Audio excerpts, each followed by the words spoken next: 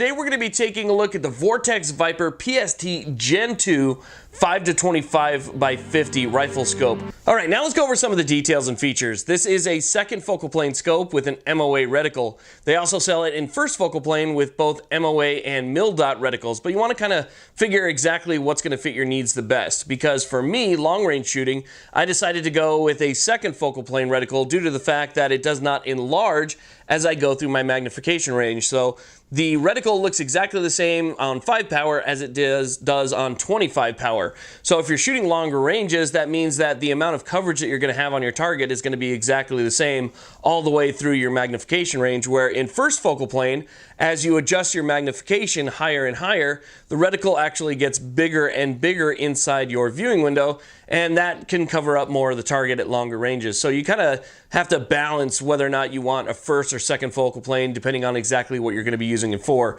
Very fine precision shots, you might want to consider second focal plane. And then if you want to be able to see the reticle a little bit larger as you're stretching it out, then you might want to go with first focal plane.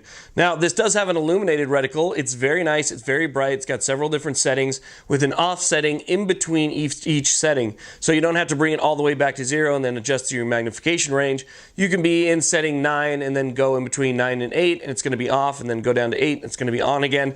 And so that's nice. But keep in mind that batteries in optics like this do not last very long. As a matter of fact, I actually left this on by accident for like 2 days, and by the time I grabbed the rifle, it was already dead. Granted, it was probably on the highest setting at that point, but keep some extra batteries around in case you want to, switch that out and use that. This also has a really nice parallax adjustment.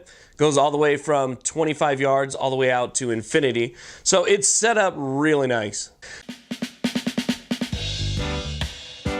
If you're looking to grab a low-power variable optic but don't want to fork up the big bucks, stay tuned, because today we're taking a look at the Strike Eagle 1-6X from Vortex. Enter the Vortex Strike Eagle, a fairly robust 1-6X scope that's a fantastic entry-level choice for plinking and still totally serviceable if you decide to get into competition shooting.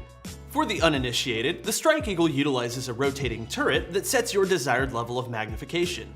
We quite like that the ring is set far enough forward that it won't interfere with scope covers if you run them, and manipulating the magnification feels nice.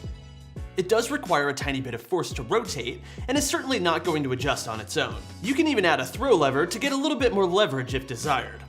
While the lower zoom settings are crystal clear, it should be said that the Strike Eagle does begin to show a little bit of distortion at the 6x mark. It's nothing game-breaking, but it does make punching out past 300 yards or so a little bit challenging. The scope turrets are capped, but given the style of optic we're talking about here, you're likely not going to be adjusting windage and elevation on the fly. The bullet drop compensation holds work pretty well when you get used to the specific drop produced by the combination of your rifle. We shouldn't have to tell you that a wobbly scope is a worthless scope, and cheaping out on your mounting solution is a big old negative. We really like the Arrow ultralight mount if you're okay with that optic living on the gun for a bit, and the Midwest Industries QD is fantastic if you don't mind dropping a bit more coin. Today we're going to be taking a look at the Vortex Diamondback Tactical. Now this optic is very popular. It came out just about a year and a bit ago. Now it's very popular for a very good reason. It's a very affordable, high quality first focal plane optic, which is what the market has been demanding for years. Now this one, the MSRP is about $500, but you can find it as low as about $350 US if it's really on sale. Usually it's around $400. This optic has ED glass, which is probably one of the best features on it. So ED glass, a glass etched reticle, with the EBR2C reticle. It's got a very long eye relief. I mean, this has 3.9 inches of eye relief, which we're going to get to in just a moment. So without further ado, let's start off this review. Let's start with the glass, which is probably the second most important thing on any optic. So for the glass quality, as I said earlier, it has ED glass, which is extra low dispersion. So, I mean, for glass quality, have a look for yourselves. Vortex Optics has taken the outdoor world by storm because of their quality craftsmanship, durability, and most of all, their warranty on all the products they sell. They have a broad range of products, and if it includes glass and involves hunting or shooting, you can count on one thing. They've got one or a number of models to suit your needs. The Viper HS LR is one such product. Viper HS is the model, and LR stands for long range. which is a pretty common term in today's shooting world. Good old Arkansas windage just isn't going to cut it when you want to shoot long range, at least if you want to be consistent. This scope is built on an extremely strong one-piece 30mm machined aluminum tube. This specific model is built with a first focal plane, which means that your subtension hash marks are constant throughout the entire range. You don't have to be at a specific magnification level for the subtensions to be accurate. The first focal plane scopes come in both 6 to 24 by 50 as well as 4 to 16 by 50.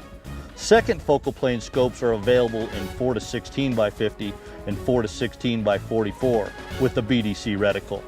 This scope comes with an extra low dispersion glass which increases resolution and color fidelity all the way through the edges of the scope. Cool, and this is our first look at the Bushnell Engage Riflescope. This is a brand new Riflescope from Bushnell. It is a 4 to 16 by 44 millimeter second focal plane Riflescope. And I know most of the time we cover first focal plane Riflescopes on the show. That is still my preference. But this scope was made to a specific price point, and so Bushnell decided to equip it with a second focal plane reticle. And of course, there are still people out there that actually prefer second focal plane reticles. The interesting features on this scope are it has MOA turrets and an MOA reticle, and it is a fairly finely graduated MOA reticle.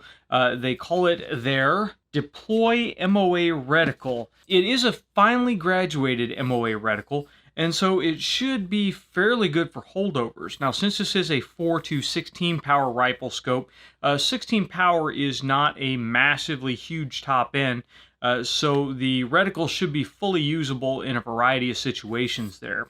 Now, a couple of other features that are really interesting with this scope is it does actually have locking turrets here. So we pull them up to unlock, we dial them to get them wherever we want, and then push down to lock. And it is fairly simple to get this set up there.